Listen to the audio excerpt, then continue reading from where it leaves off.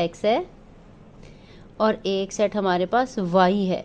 ठीक है, x के एलिमेंट्स को हम स्मॉल x के साथ x1, x2 और x3 के साथ डिनोट कर लेते हैं। y के एलिमेंट y1, y2 और y3।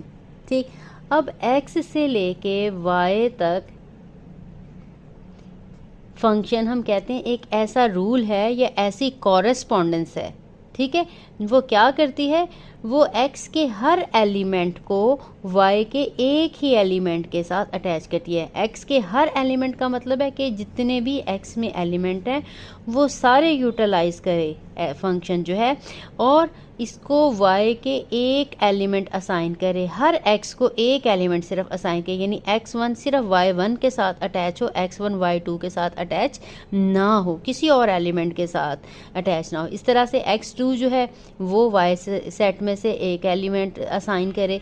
इस तरह से जो x3 है वो भी कोई एक ही एलिमेंट, वो y3 भी हो सकता है, y2 भी, लेकिन देखें x3 जो है वो सिर्फ एक ही एलिमेंट के साथ अटैच है। ऐसा नहीं है कि x3 y2 के साथ भी है और x3 जो है वो y3 के साथ भी है, यानी ये एलिमेंट रिपीट ना हो, ये एलिमेंट एक ही दफ़ा y के साथ किसी एलिमेंट के साथ अटैच हों, जबकि ये एलिमेंट जो है ये रिपीट भी हो सकते हैं और इन एलिमेंट्स में से कोई एलिमेंट मिसिंग भी हो सकता है, लेकिन इसके लिए ईच का वर्ड यूज़ करते हैं। ठीक है, डेफिनेशन में जो मेन वर्ड है, each element of x to a unique element of y। Unique का मतलब है y का एक ही एलिमेंट जो है वो असाइन हो रहा हो किसी भी x के साथ। अब इसकी डेफिनेशन की तरफ चलते हैं।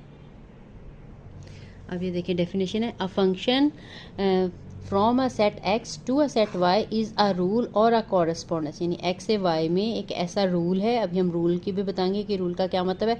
टू ईच एलिमेंट x, के हर एलिमेंट जो है वो x का, यानी जो स्मॉल x है, to a unique element of y, के y के एक ही एलिमेंट के साथ अटैच हो। ठीक है, रूल का मतलब है वो हमें कोई डिफ़ाइन किया गया हो, जैसे y इक्वल टू 2x कह लें। ये एक रूल है कि क्या करता है कि x की वैल्यू को डबल करता है, यानी अगर x 1 है तो y का आंसर क्या है, 2 आ जाएगा। या y is equal to x square. इस तरह से कोई भी एक x और y का रिलेशन है जिसको हम फंक्शन या रूल कहेंगे। ठीक, अब इसके जितने भी एलिमेंट्स हैं इस फंक्शन के पहले वाले एलिमेंट्स x के, इसको हम कहते हैं डोमेन। ठीक है, पूरा सेट x का डोमेन कहलाता है, और जो एलिमेंट इस फंक्शन में यूज़ हो रहे हैं यानी y1 और y2 वो इसकी रेंज है। ठीक है, और ये जो पूरा सेट y है इसको हम कहते हैं कोडोमेन। ठीक, अब